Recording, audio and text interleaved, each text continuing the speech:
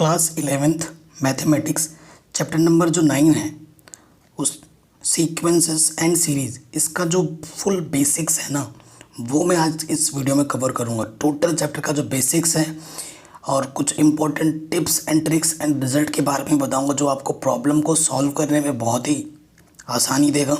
ठीक है, आपकी प्रॉब्लम बहुत ईजी हो जाएंगी। ये सारी चीज़ें, पूरा चैप्टर का जो कंक्लूजन है इस वीडियो में रखूँगा मैं विद एग्जाम्पल्स के साथ, बहुत ही ईजी लैंग्वेज के साथ। तो चलिए वीडियो को स्टार्ट करते हैं। बाकी सभी चैप्टर मैंने करा रखे हैं, लिंक्स मिल जाएगी आपको डिस्क्रिप्शन पे। ठीक है, तो चैप्टर का नाम क्या है हमारा? Sequence and series. तो सबसे पहले हम बात करेंगे किसकी? सीक्वेंस की। देखो, वैसे तो सीक्वेंस अगर की मैं बात करूं, सीक्वेंस की 2-3 डेफिनेशन हो सकती है, मतलब सारे बात एक ही करेगा, लेकिन मैं अपनी तरफ से एक डेफिनेशन लिखवा रहा हूँ किताबी लैंग्वेज से हट के, ताकि आपको समझने में आसानी हो। सीक्वेंस क्या कहती है, ऐसे मैं प्रॉपर लिख के बता रहा हूँ। When terms are well defined in order, then it is known as sequence.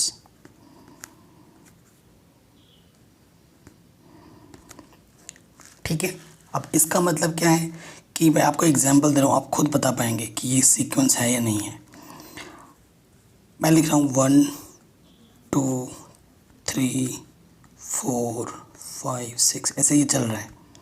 फिर मैंने लिख दिया 2 4, ये भी लिख दिया, और एक मैंने लिखा है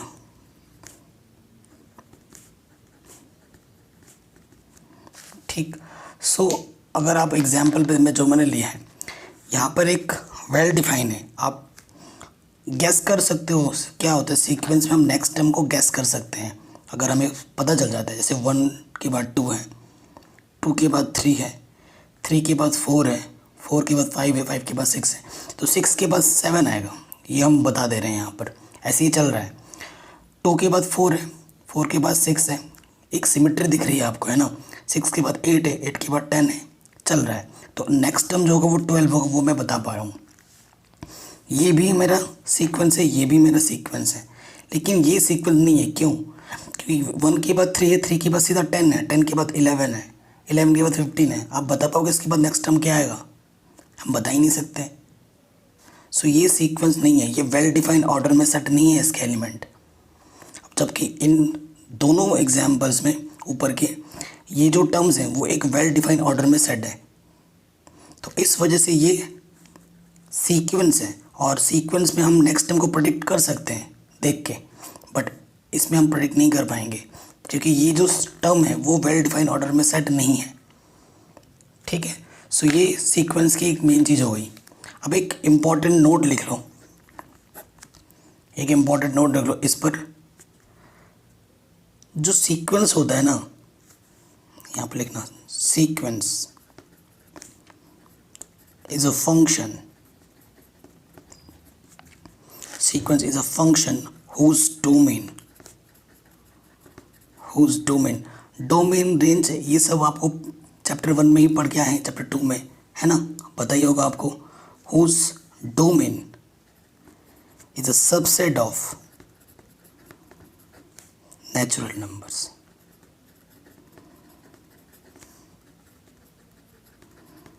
ठीक है, अगर आपसे कोई पूछे तो आप इस चीज़ को ज़रूर बता पाएंगे।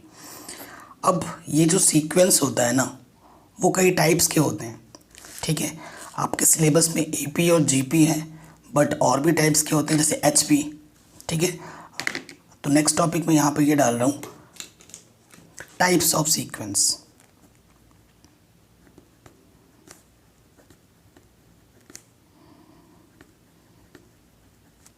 ठीक है, टाइप्स ऑफ सीक्वेंसेस क्या हैं?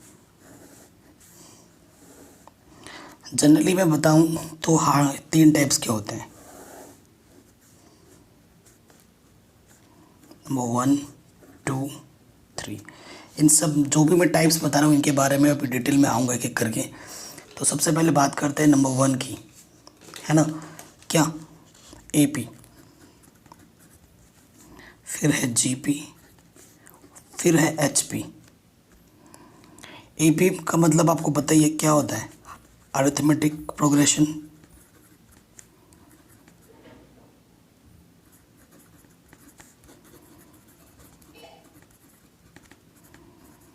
ठीक है ना। स्पेलिंग शायद गलत लिखूँ बट समझ रहे हो। GP का मतलब अभी आप GP नहीं पढ़े हैं, AP आप पढ़ के आए हैं और अभी AP के बारे में आप और डिटेल में पढ़ोगे, ठीक है। अभी हम आएंगे और इस पर मैं काफ़ी नोट्स दिखाने वाला हूँ जो आपको सॉल्व करते हुए, प्रॉब्लम को सॉल्व करते हुए बहुत आसानी देगा। इस पे भी मैं लिखाऊंगा। GP को बोलते हैं ज्योमेट्रिकल प्रोग्रेशन, और ये होता है हार्मोनिक प्रोग्रेशन। ये आपके सिलेबस में नहीं है,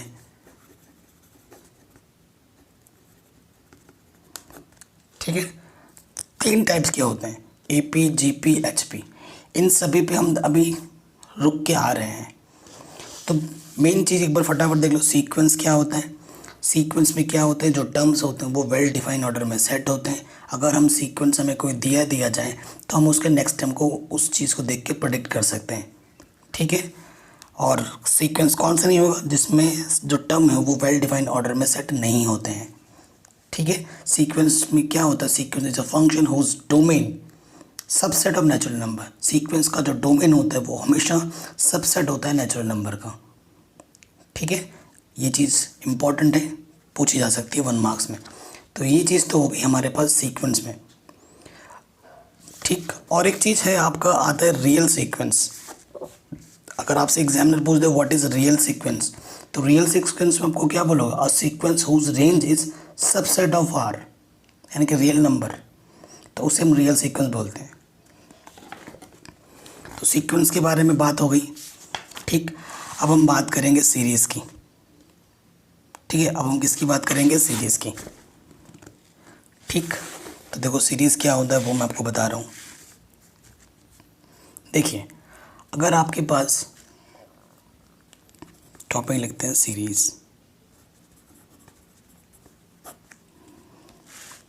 इसे ध्यान से देखिएगा। सीरीज़ की डेफिनेशन क्या है, लेट हमारे पास जो सीक्वेंस है, टर्म से ही सीक्वेंस बनता है, A1, A2, A3 dot dot dot AN be a given sequence. ये हमारे पास एक सीक्वेंस है, ठीक। तो क्या होता है, देन द एक्सप्रेशन। तो ये जो हमारे पास सीक्वेंस है उन सबको अगर मैं इस फॉर्म में लिख दूँ, A1 plus A2 plus A3 dot dot dot plus AN, तो ये जो एक्सप्रेशन है इसे मैं क्या बोलूँगा, सीरीज़ बोलूँगा। मतलब सीक्वेंस के जितने भी टर्म्स हैं उन सबको मैं एडिशन की फॉर्म में अगर लिखूं तो उसे मैं क्या बोलूँगा, सीरीज़ बोलूँगा। उसे मैं क्या बोलूँगा, सीरीज़ बोलूँगा। आई बात समझ में। जैसे कि ये मेरे पास सीक्वेंस था 1, 2, 3, 4, 5, ये मेरे पास एक सीरीज़ है, लास्ट में सपोज करो n है। और अगर मैं, ये मेरा क्या है, अभी ये मेरा सीक्वेंस है, सीरीज़ बोल रहा हूँ सॉरी, ये मेरा एक सीक्वेंस है। और अगर मैं इसको इस फॉर्म में लिख देता हूँ तो ये मेरा क्या हो जाएगा, सीरीज़ बन जाएगा, ठीक। सीरीज़ जनरली 2 टाइप के होते हैं। कितने टाइप के होते हैं, 2 टाइप के, नंबर 1, नंबर 2। सीरीज़ एक होती है फाइनाइट सीरीज़,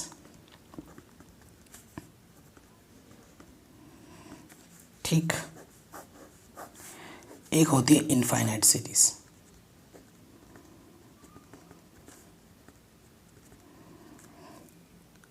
फाइनाइट सीरीज नाम से ही क्लियर है कि ऐसी सीरीज जिसमें नंबर ऑफ टर्म क्या हो, फाइनाइट हो, ऐसी सीरीज जिसमें नंबर ऑफ टर्म इनफाइनाइट हो। जैसे कि ये मैं लिख दे रहा हूँ एग्जाम्पल के तौर पर, सीरीज़ है ना, जैसे मैंने लिख दिया 1, 2, 3 + 4, तो ये एक फाइनाइट सीरीज़ है क्योंकि आप काउंट कर पा रहे हो, है ना। जब मैंने तो 4 लिखे, ये नहीं 1000 टर्म भी होंगे तो भी वो फाइनाइट है, 1 करोड़ टर्म में भी अगर होगा, अगर मैं काउंट कर पा रहा हूँ तो वो फाइनाइट सीरीज़ है। अगर मैं एक सीरीज ऐसे लिख देता हूँ जैसे 1 + 2 + 3 + डॉट डॉट डॉट, यहाँ पर मैंने लिख दिया इन्फिनिटी, ठीक है, तो ये अनकाउंटेबल है। ये क्या है? काउंटेबल।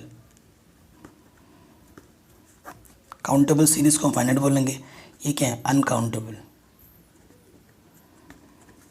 अनकाउंटेबल है इसी वजह से, किस लिए? क्योंकि इन्फिनिटी तक जा रहा है, तो ये इनफाइनाइट सीरीज है, ठीक है। A series which have finite number of term is known as finite series, a series which have infinite number of term is called infinite series, ठीक है, ये पता चल गई। ओके, अब सीरीज में कुछ फॉर्मूले हैं, कुछ चीज़ें हैं जो कि आपको आगे की एक्सरसाइज में हेल्प करेंगी, उनको जानना बहुत ज़रूरी है, उनको पढ़ना बहुत ज़रूरी है। सो उस पे आते हैं। जैसे कि अभी मैंने एक आपको एग्जांपल दिया था ना, तो फॉर्मूले को मैं एग्जांपल के फॉर्म में दिखा रहा हूँ। जैसे ये 1 + 2 + 3 + 4 + n तक है, ये मेरा क्या है? सीरीज़ है। तो ये कहाँ तक जा रहा है? ये एक n तक जा रहा है, तो इसे बोलते हैं summation of n, summation of n। और इसका फॉर्मूला क्या होता है? n+1/2। भाई इनको तो याद कर लेना, ये आपके अभी और फ्यूचर में अगर मैथमेटिक्स आप लेते हो हायर एजुकेशन में भी, तब भी आपको हेल्प करेगा, ठीक है। इसे 1 + 2 ये n तक गए हैं, समेशन ऑफ n। समेशन क्यों लगा? क्योंकि ये प्लस प्लस प्लस प्लस है।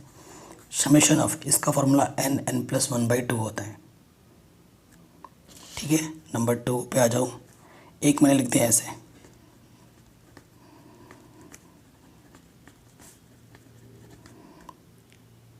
ठीक है, तो इसे हम क्या बोलते हैं? Summation of n²। इसका फॉर्मूला क्या होता है? n+1 n+2/6, ठीक है।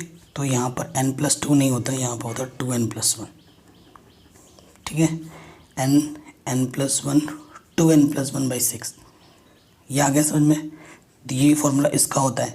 और एक अगर आता है इस फॉर्म में, अगर इस फॉर्म में आ जाए 1 का क्यूब, 2 का क्यूब, 3 का क्यूब, 4 का cube dot dot plus n का क्यूब, तो ये क्या होगा? समेशन n³ होगा। और इसका फॉर्मूला होता है n+1/2 का होल स्क्वायर, ठीक है। आपके सिलेबस में यही 3 फॉर्मूले हैं, तो मैं यही 3 ही लिखवा रहा हूँ फ़िलहाल के लिए, ठीक है। आया समझ में? तो ये सीरीज़ में आपको बहुत हेल्प करेगा ये फार्मूला, तो ये हमने लिख दिया, ये हमने पढ़ लिया। ओके, अब आगे बढ़ते हैं जो हमें चाहिए। अच्छा, मैं अभी AP, GP, HP इन सभी पे आऊँगा एक एक करके, है ना। सो अब देखो, एक बात करते हैं उससे पहले एक जनरल टर्म, एक चीज़ की बात कर रहे हैं हम, जनरल टर्म, इसके बारे में थोड़ा सा जान लेते हैं। जनरल टर्म के बारे में देखो, मैंने एक सीरीज़ लिख देता हूँ, या सीक्वेंस में लिख रहा हूँ इस प्रकार से, 2 4 6 8 ऐसे मेरा चल रहा है। सो ये मेरा जो सीक्वेंस है, इस पर आप नेक्स्ट टर्म प्रेडिक्ट कर पा रहे हो ना, आपको पता चल गया किस फॉर्म में ये चल रहा है। एक सिमिट्री होती है टर्म के बीच में, एक रिलेशन होता है इनके बीच में आपस में। तो ये क्या है एक्चुअली? मैंने आपको बोला था जो सीक्वेंस होता है वो सबसेट ऑफ नेचुरल नंबर्स होते हैं, सबसेट ऑफ नेचुरल नंबर होते हैं। ये जो मेरा सीक्वेंस है, देखो एक्चुअली इनमें एक रिलेशन है, ठीक है ना, सबसेट ऑफ नेचुरल नंबर होता है ये। अगर ये किस रिलेशन में है? इस रिलेशन में है। अगर मैं n के प्लेस पे 1 रखूँ, 1 × 2 2 है, 2 रखने पे 4 है, 3 रखने पे 6 है, ऐसे ही आ रहा है ना। तो ये सबसेट ऑफ नेचुरल नंबर होता है। तो ये मेरे पास एक फॉर्मूला जनरेट हुआ ना, 2n। ये जो 2n है ये जनरल टर्म है इस सीक्वेंस का। सो जनरल टर्म ऑफ सीक्वेंस वो क्या है? इसमें वैसे तो an से प्रेजेंट किया जाता है, और an इसका यहाँ पर क्या है? 2n। तो देखो पहला टर्म निकालना है, n के प्लेस पे 1 रखा तो 2 आ गया। दूसरा टर्म निकालना है, n के प्लेस पे 2 रखो तो 4 आ गया। तीसरा टर्म निकालना है, n के प्लेस पे 3 रखा तो 6 आ गया। चौथा टर्म निकालना है, n के प्लेस पे 4 रखा तो ये आ गया। इस तरीके से आपको एक रिलेशन मिल जाता है इन टर्म्स में, उसे ही हम क्या बोलते हैं, जनरल टर्म। ठीक है, अगर जनरल टर्म हमें पता है तो इसकी मदद से मेरे को अगर बोले ना कि बताओ भाई 700 टर्म क्या होगा, अगर आपसे पूछ दे तो मतलब ए 700 निकालना है आपको, so just put n equal to 700। तो मैं बोल दूंगा 7 2 14 कि 700 टर्म 1400 होगा। अगर मेरे को जनरल टर्म पता है तो मैं सीक्वेंस का कोई सा भी टर्म निकाल सकता हूँ। ये बात आ गई समझ में। तो जनरल टर्म क्या होता है ये भी हमें पता चल गया, सिंपल से एक एग्जांपल देके मैंने आपको बताया। अच्छा, अब प्रोग्रेशन की बात करते हैं। अब किसकी बात करते हैं, प्रोग्रेशन की, क्योंकि अभी हम अर्थमेटिक प्रोग्रेशन पढ़ेंगे, ज्योमेट्रिकल प्रोग्रेशन पढ़ेंगे, हार्मोनिक प्रोग्रेशन पढ़ेंगे, तो इनके बारे में जानना ज़रूरी है। हालांकि आपको पता होगा, आई थिंक नेक्स्ट टॉपिक में लिख रहा हूँ प्रोग्रेशन। स्पेलिंग आई थिंक सही है, गलत है देख लेना, सही होगी। प्रोग्रेशन क्या होता है, ठीक है, तो इसका एक सिंपल सा डेफिनेशन है, ऐसे लिखोगे, a sequence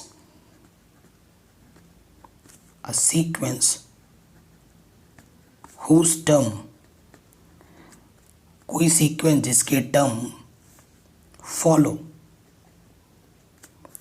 certain rule is called a progression।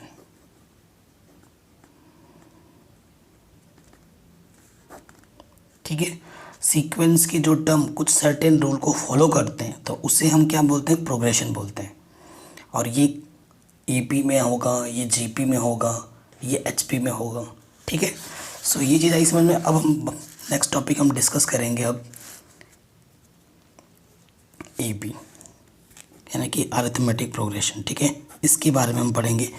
हालांकि आपको पता है, अब स्किप मत कर देना वीडियो को, क्योंकि इसमें बहुत इंपॉर्टेंट नोट्स, टॉपिक्स, रिजल्ट के बारे में डिस्कस करेंगे जो कि एनसीईआरटी में नहीं है, और वो आपको एक क्वेश्चन में हेल्प करेगा। ठीक है, सो अगर थोड़ा सा ब्रीफ में जाएं, एपी क्या होता है, इसका प्रॉपर डेफिनेशन अगर मैं लिखना चाहूँ तो कैसे लिख सकता हूँ, a sequence in which the difference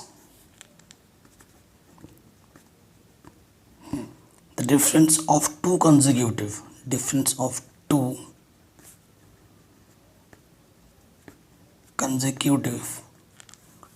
term is constant। मतलब दो कंसेक्यूटिव टर्म का भी इसका जो डिफरेंस होगा वो इक्वल होगा, हर एक टर्म में सेम चलेगा। ठीक है, टू कंसेक्यूटिव टर्म जो डिफरेंस होगा वो ऑलवेज कांस्टेंट होगा। ये चीज़ तो आप पहले से ही जानते हैं, जैसे कि फॉर एग्जांपल अगर आप an+1 में से an माइनस करेंगे तो ऑलवेज वो किसके इक्वल आएगा, d, यानी कि कांस्टेंट के इक्वल। d हमारे क्या होता है, कॉमन डिफरेंस। क्लास 10 में आप पढ़ के आए हैं, है ना, इसके इक्वल होता है। अगर मैं एग्जांपल दूं तो एग्जांपल देने की मेरे को ज़रूरत भी नहीं है, क्योंकि आपको पहले से ही ये पता है। जैसे 1 लिखा, 5 लिखा, 9 आएगा, 13 आएगा, है ना। तो ये मेरा क्या है, एक एपी है, क्योंकि दो कंसेक्यूटिव टर्म के बीच का difference d1, a2 minus a1, है ना, तो वो क्या हो जाएगा, 5 - 1 यानी कि 4। फिर अगर d2 निकालोगे यानी कि a3 माइनस a2, 9 - 5 यानी कि 4। ठीक है, d3 निकालोगे तो 13 माइनस 9 फिर से क्या जाएगा, 4। तो ये सब क्या है, कांस्टेंट है, यानी कि एक ही होगा, कॉमन डिफरेंस इक्वल होगा, तो उसे हम क्या बोलते हैं, एपी बोलते हैं। अब एपी के जनरल टर्म किस फॉर्म में वेरी करते हैं,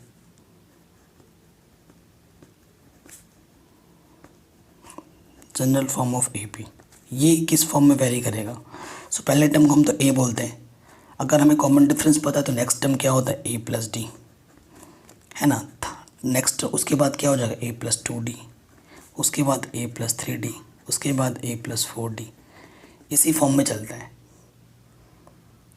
ठीक है ना। और nth टर्म क्या होता है इसमें, nth टर्म जिसे हम ए एन बोलते हैं, उसका फॉर्मूला क्या होता है A plus N minus one into D. ये चीज़ हमें पता है। हमें nth टर्म को कभी कभी हम लास्ट टर्म भी बोलते हैं, जिसे हम प्रेजेंट करते हैं एल से, है ना। और ए एन टर्म का हमारा वांटिंग टर्म भी होता है, जिस टर्म की हमें ज़रूरत है एन की प्लेस पे वो पुट कर दो। अगर ए और डी हमें पता है उसे हम आराम से निकाल सकते हैं, ठीक। ये चीज़ तो पता है। अब आ जाऊँ एपी में, और एक चीज़ है एशन, है ना। एशन मतलब summation of n terms, sum of n terms of an A P, ये टॉपिक लिख देना। तो एशन क्या हो जाएगा, फॉर्मूला आपको पहले से ही पता है। इसका फॉर्मूला क्या होता है n by two two a plus N minus one into d. या फिर दूसरा एक फॉर्मूला है एशन का, वो कब यूज़ होता है जब पहला और लास्ट वाला टर्म पता हो। ए एन क्या है यहाँ पर, लास्ट टर्म। तो ये चीज़ तो देखो पहले से ही हमें पता है कि नहीं। अब अरिथमेटिक प्रोग्रेशन के बारे में हम डिटेल में जान चुके हैं। अब हम बात करेंगे अरिथमेटिक मीन के बारे में, कि अरिथमेटिक मीन क्या होता है।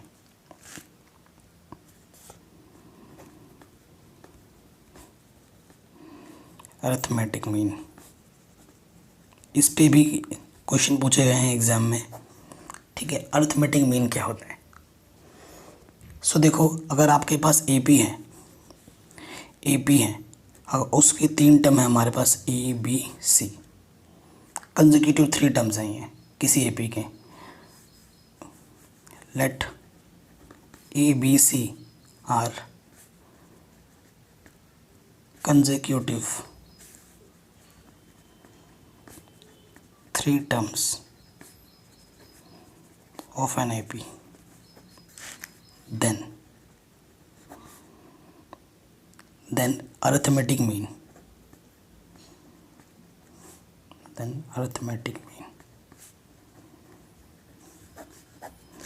तो क्या होता है, मीन में एक रिजल्ट होता है। उस रिजल्ट को क्या बोलते हैं कि अगर आपको सेकंड मतलब तीन टर्म कंटिन्यूस पता है, तो जो सेकंड वाला टर्म होता है ना सेकेंड वाला जो टर्म होता है वो पहले और दूसरे टर्म को अगर आप ऐड कर दें, जो बी होगा ना, ए और सी को आप ऐड करोगे और उसका हाफ करोगे तो उसके इक्वल होता है।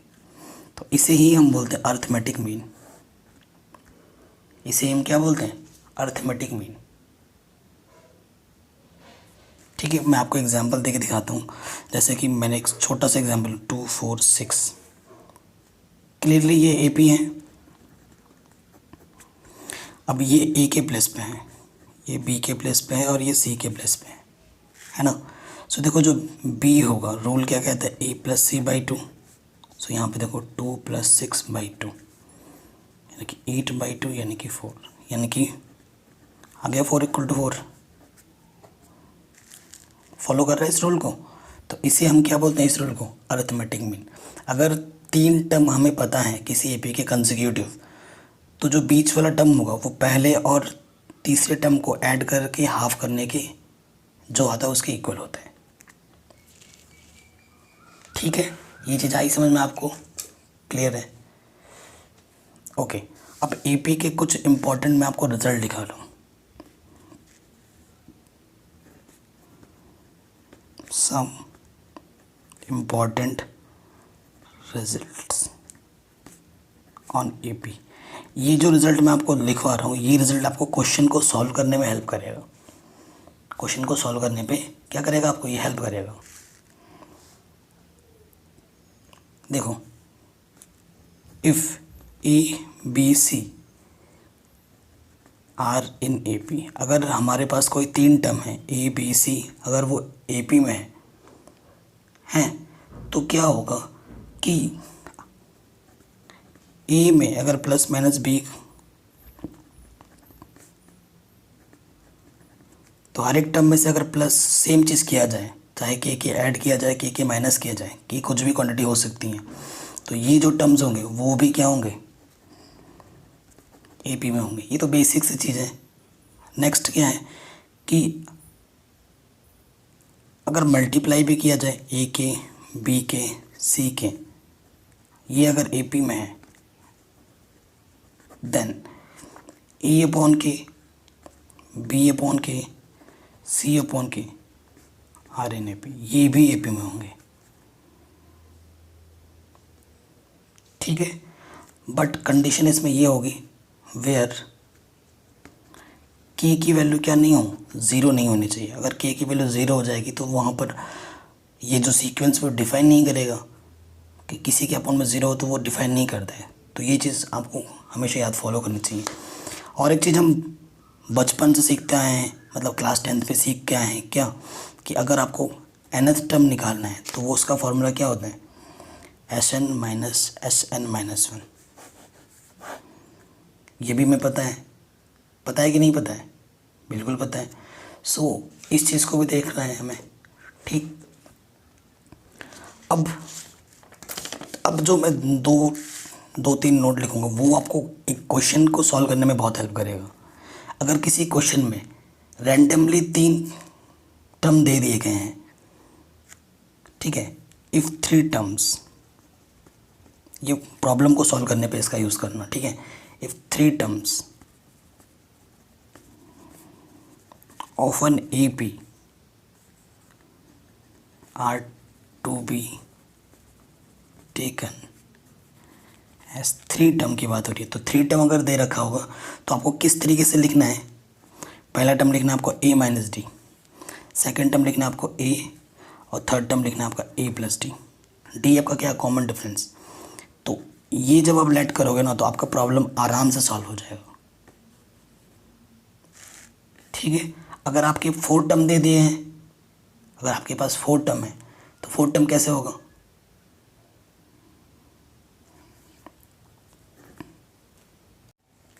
फोर टर्म देगा तो आपको ऐसे लेट करना है, ए माइनस 3D, ए माइनस डी, फिर ए प्लस डी, और फिर ए प्लस 3D। ये लेट करोगे तो आपकी प्रॉब्लम बहुत आसानी से हो जाएगी, और ये ए पी के ही हैं टर्म। ठीक है, और अगर आपको 5 टर्म दे दें, 5 टर्म्स, तब आप क्या लेट करोगे। अगर आपके पास 5 टर्म दे दें तो पहला टर्म आप लेट करना ए माइनस के 2D, फिर आएगा ए माइनस डी, फिर आएगा ए, फिर आएगा ए प्लस डी, और फिर आएगा ए प्लस 2D। इससे आपकी प्रॉब्लम आराम से बन जाएंगे। ठीक है, कहीं पे कोई दिक्कत नहीं होगी। तो अभी हमने एपी के बारे में डिटेल में जान लिया है। ठीक, सीरीज़ के बारे में जान लिया है, सीक्वेंस के बारे में जान लिया है, उसके कुछ फार्मूलोज के बारे में जान लिया है। अब हम डिस्कस करेंगे किसके बारे में, अब हम डिस्कस करेंगे जीपी के बारे में। इस पे भी कई इंपॉर्टेंट रिजल्ट हैं, नोट्स हैं। ठीक है, ये आपके लिए फ्रेश मटेरियल है ये आपके लिए। इसका फुल फॉर्म अभी मैंने आपको बताया था, क्या होता है, ज्योमेट्रिकल,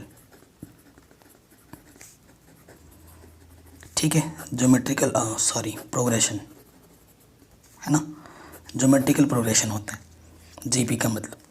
इसमें भी जीपी आएगा, मतलब ज्योमेट्रिकल मीन की बात भी हम करेंगे। सो देखो, ये चीज़ नहीं है तो मैं इसको बाय एग्जांपल देके आपको समझाऊंगा। जो भी फॉर्मूला लिखूंगा उसका एग्जांपल देके सॉल्व भी करवाऊंगा, ताकि अब मैं आपको बहुत ही ईजी तरीके से सारी चीज़ें बता पाऊँ। अब जीपी क्या होता है, एपी और जीपी में थोड़ा सा डिफरेंस है। डिफरेंस क्या है, देखिए,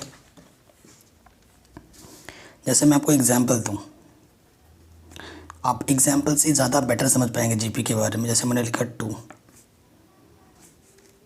फिर लिखा मैंने 4, फिर मैंने लिखा 8, फिर मैंने 16, फिर लिखा मैंने 32।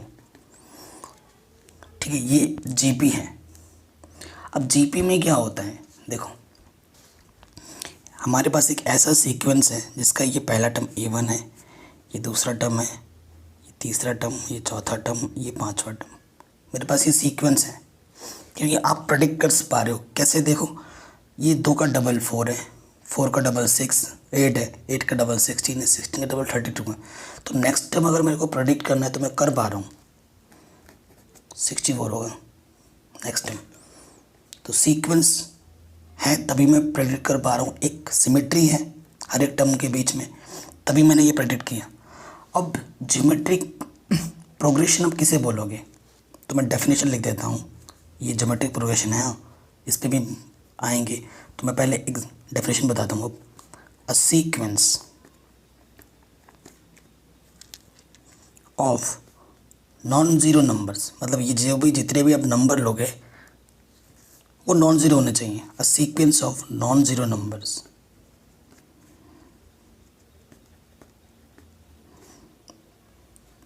is said to be GP if the ratio, वहाँ पर डिफरेंस की बात होती थी, यहाँ पे बात होती है रेशियो की। If the ratio of each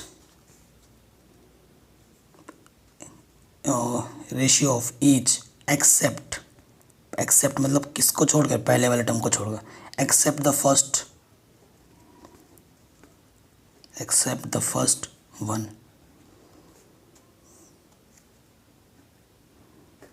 by its preceding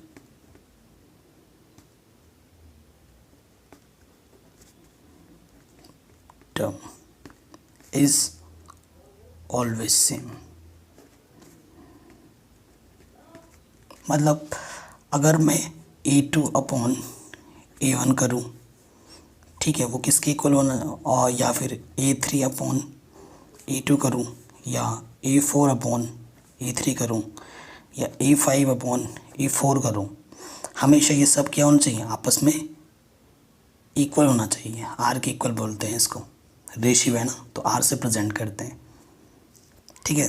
second, this upon this, वहाँ माइनस करते थे, यहाँ रेशियो में बात होता है, दिस अपॉन दिस इक्वल होगा। मैं आपको दिखाता हूँ इसी में, जैसे कि 4/2 2, फिर देखो 8/4 2, 16/8 2, फिर 32/6 और 16 2, 64/32 2।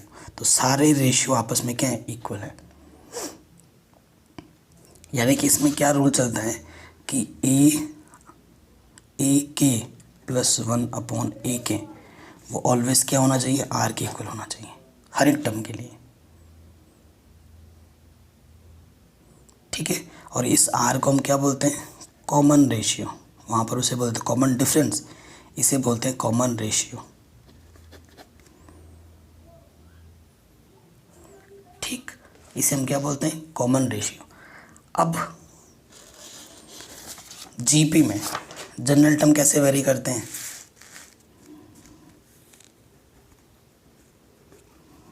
जनरल टर्म ऑफ जीपी,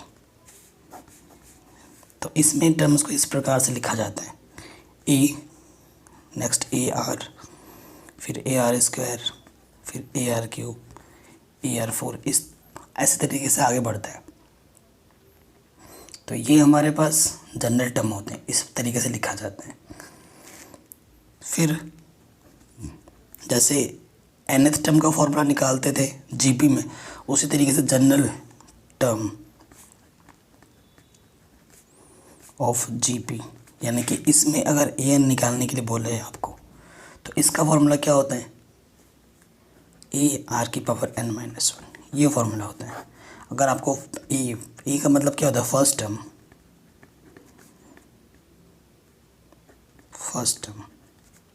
अगर आपको फर्स्ट टर्म पता है और आपको रेशियो पता है, आर क्या होता है, रेशियो, कॉमन रेशियो आर पता है, तो आराम से कोई सा भी टर्म निकाल सकते हैं, पाँचवा चौथा जो भी बोलेगा आप निकाल सकते हैं,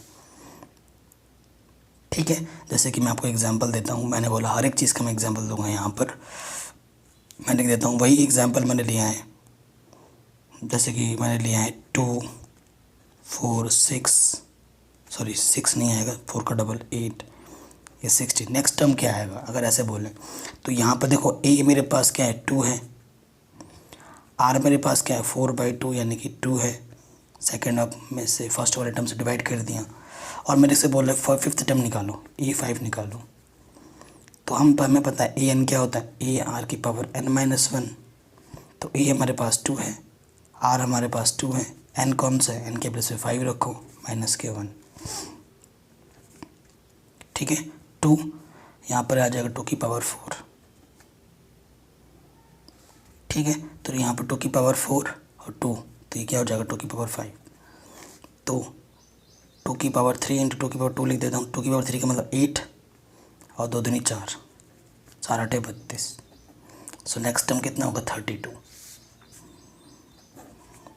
ठीक है, तो अगर हमें फर्स्ट टर्म पता चल जाए और हमें रेशियो पता हो जाए तो हमें जो सा भी टर्म बोलेगा, 10 term, 1000 term, any term, we can find easily by this formula, an is equals to a r to the power n-1। ठीक है, कोई दिक्कत नहीं है, आराम से हो जाएगा। ओके, अब हम बात करेंगे, देखो जीपी में किसकी बात करेंगे, समेशन की बात करेंगे, क्योंकि ये समेशन हमने एपी में भी पढ़ा है। अगर आपके पास टॉपिक डाल लेते हैं, sum of first n terms of GP, मतलब अगर इस फॉर्म में लिखा रहता है 2 + 4 + 8 + 16 प्लस, है ना, वही एग्जाम्पल है, प्लस प्लस कर दिया, तो ये हमारा क्या हो गया, सीरीज़ बन गया। तो अब हमें अगर एशन निकालने के लिए बोले, इसका नंबर ऑफ टर्म अगर आपको गिवन हो, तो इसके 2 फार्मूले हैं। इसके कितने फार्मूले, 2 फार्मूले हैं। एक तो होता है ए आर की पावर n-1/r-1। ये फार्मूला आपको तब यूज़ करना है जब आपका जो रेशियो है आर की वैल्यू 1 से बड़ी होगी। जब आर की वैल्यू आपकी 1 से बड़ी हो तब आपको ये फार्मूला यूज़ करना है। क्लियर। और सेकेंड फार्मूला इसी का थोड़ा सा अपोजिट है, ए 1 - r की पावर n/1 - r। ये फार्मूला आपको तब यूज़ करना है जब r की वैल्यू 1 से छोटी हो। फॉर एग्जांपल अगर r की वैल्यू आ जाती है 1/2 तो आपको ये यूज़ करना है, और अगर r की वैल्यू सपोज करो 2 आ जाती है तब आपको ये यूज़ करना है। r मतलब रेशियो।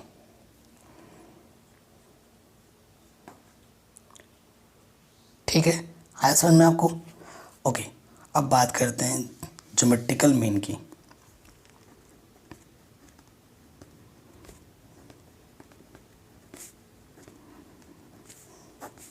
कि भाई ये ज्योमेट्रिकल मीन क्या होता है, इसकी अगर बात कर लेते हैं,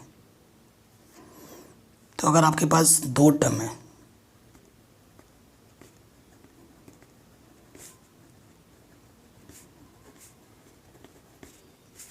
अगर ए और बी का ज्योमेट्रिकल मीन निकालना है तो फॉर्मूला होता है √AB।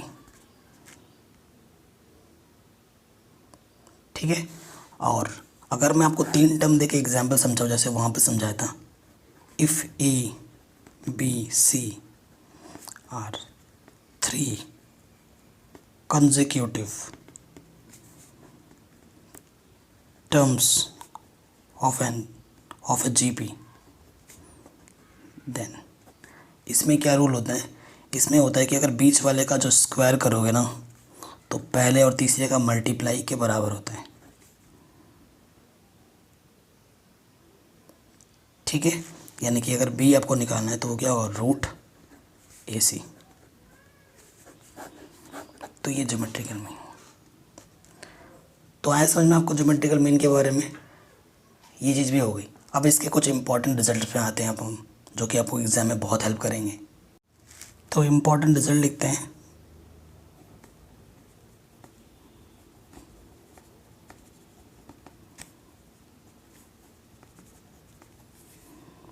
Important results on GP. So पहला रिजल्ट्स क्या है, देखिए अगर आपके 3 टर्म जीपी में होंगे, ये जो रिजल्ट है वो एग्जाम मतलब क्वेश्चन में बहुत हेल्प करेंगे, ठीक है। If 3 terms are in GP, ठीक है। अगर आपको 3 टर्म लेट करने हैं किसी क्वेश्चन में जीपी में, तो ऐसे लेट करना, ए अपॉन आर, ए आर, ठीक है। ये 3 टर्म हो गए। अगर आपको 4 टर्म लेट करने हैं, ये 4 टर्म, अगर आपको 4 टर्म लेट करने हैं तो आप क्या करोगे, a upon r cube, a upon r, फिर ए आर आएगा, फिर ए आर क्यूब आएगा, ठीक। अगर आपको 5 टर्म लेट करना पड़े, इफ 5, तो आप क्या लेट करोगे, a upon r square, a upon r, a r square. तो इससे आपका जो प्रॉब्लम है वो बहुत ही सिंपल हो जाएगा। 3 टर्म के लिए, 4 टर्म के लिए, 5 टर्म के लिए, ठीक है, कोई दिक्कत नहीं है। बाकी सारे जो इम्पोर्टेंट चीज़ें हैं वो मैं आपको ऑलरेडी समझा चुका हूँ, बता चुका हूँ। अब देखो, एक रिज़ल्ट और एक चीज़ लिख लेना, छूट गया था मेरे से ये, जो हमने अरिथमेटिक मीन और ज्योमेट्रिकल मीन पढ़ा है, उनके बीच में भी एक रिलेशन होता है, उनके बीच में भी एक रिलेशन होता है। तो रिलेशन क्या होता है वो मैं लिखा रहा हूँ। इफ़ ए एंड जी, ठीक है, ए हमारा क्या है, अरिथमेटिक मीन है, जी हमारा क्या है, ज्योमेट्रिकल मीन है। अगर ए और जी हमारे पास अरिथमेटिक मीन हो और ज्योमेट्रिकल मीन हो, ठीक है, of 2 given positive real number A and B respectively, तो ए हमारे पास हमें क्या होता है, ए प्लस बी बाई 2 होता है, और जी हमारे पास क्या होता है, अंडर रूट ए बी होता है। ये अभी हम पढ़ के आए हैं, ठीक। सो रिलेशन हमेशा क्या होता है कि जो ए होगा वो ऑलवेज जी, या तो जी के इक्वल होगा या जी से हमेशा बड़ा होगा। यानी कि जो अरिथमेटिक मीन होता है वो ऑलवेज ज्योमेट्रिकल मीन के या तो इक्वल होगा या उससे बड़ा होगा, ठीक है। ये हमेशा याद रखना, ठीक। ये चीज़ हमने पढ़ ली है, एपी पढ़ लिया, जीपी पढ़ लिया, उनके इंपॉर्टेंट रिजल्ट्स पढ़ लिए, क्वेश्चन में कब आएगा वो पढ़ लिए। अब हमारे पास और एक चीज़ बचती है, एचपी, हार्मोनिक प्रोग्रेशन। ये हमारे सिलेबस में ही नहीं है, ये हमारे सिलेबस में ही नहीं है, तो इसके बारे में मैं बताना नहीं चाहता क्योंकि फालतू का एक्स्ट्रा चीज़ नॉलेज हो जाएगा। थोड़ा बहुत मैं आपको नॉलेज दे देता हूँ, ठीक है। जो हमारे पास एपी होता है, अगर सपोज़ करो एपी के मेरे पास टर्म है A1, A2, A3, तो अगर इनका मैं रेसिप्रोकल कर दूँ, इन सब का रेसिप्रोकल 1/A1, 1/A2 ना, ये अगर 3 टर्म मेरे HP में है, A1, A2, A3, अगर ये HP में है, तो जो इनका रेसिप्रोकल है, इनका जो रेसिप्रोकल है वो किस में हो जाता है, AP में। HP की ये खास प्रॉपर्टी है। और फिर ये जो टर्म है वो AP के सारे प्रॉपर्टी को क्या करते हैं, होल्ड करते हैं। मतलब चाहे वो AP का मीन हो, रिजल्ट हो, फॉर्मूले हो, सबको वो होल्ड करेगा। तो बात हम करेंगे HP की, HP का रेसिप्रोकल ले लेंगे और रेसिप्रोकल लेके सारी फॉर्मूले लगाते हैं AP में। तो ये सब चीज़ें आपके सिलेबस में नहीं है तो मैं बताना नहीं चाहता, फालतू में एक्स्ट्रा हो जाएगा। ये सब चीज़ें आप पढ़ोगे, ये आप एक बुक आएगी BTech में या फिर BSc में अगर लेते हो तो, ठीक है, फ्यूचर में। सो वहाँ पर एक बुक आएगी, उसमें ये सब चीज़ें आप पढ़ोगे, नंबर थ्योरी से रिलेटेड। तो वहाँ पर ये सब चीज़ डिस्कस किया जाएगा और वो सब मैं पहले ही बड़े क्लासों को पढ़ा चुका हूँ, ठीक। सो यहाँ पर कुछ एग्जांपल्स हैं, जैसे कि एग्जांपल नंबर ये 1 है, जनरल टर्म के बारे में दे रखा है। क्या कह रहा है, right the first 3 term in each of the following sequences defined by the following. ये हमें एक सीक्वेंस को डिफाइन किया हुआ है और इसके फर्स्ट 3 टर्म हमें निकालने हैं। मतलब n के प्लेस पे 1 रखेंगे तो पहला टर्म आ जाएगा 7, n के प्लेस पे 2 रखेंगे तो दूसरा टर्म आ जाएगा, और n के प्लेस पे 3 रखेंगे तो तीसरा टर्म। That's it. सेम चीज़ यहाँ पर भी फॉलो होगी। तो इस जो पूरा बेसिक कॉन्सेप्ट था, पूरी चैप्टर का कंक्लूजन हमने इस वीडियो में डिस्कस कर लिया है, और नेक्स्ट वीडियो से हम डिस्कस करेंगे एक्सरसाइज। ठीक है, एक्सरसाइज तभी हम कर पाएंगे जब हमारा बेसिक कॉन्सेप्ट जो आज हमने वीडियो में डिस्कस किया वो हमें आएगा ढंग से। ठीक है, सारा बेसिक्स हमने एक ही वीडियो में कवर कर लिया है। अब बहुत से हम सारे क्वेश्चन ही करेंगे। सो वीडियो को कर दो लाइक, क्योंकि इतनी मेहनत करके वीडियो बनाऊँ तो प्लीज़ लाइक तो बनता है। लाइक ज़रूर कर देना, कमेंट करके ज़रूर बताना आपको वीडियो कैसी लगी और नेक्स्ट टॉपिक किस वीडियो पे चाहिए।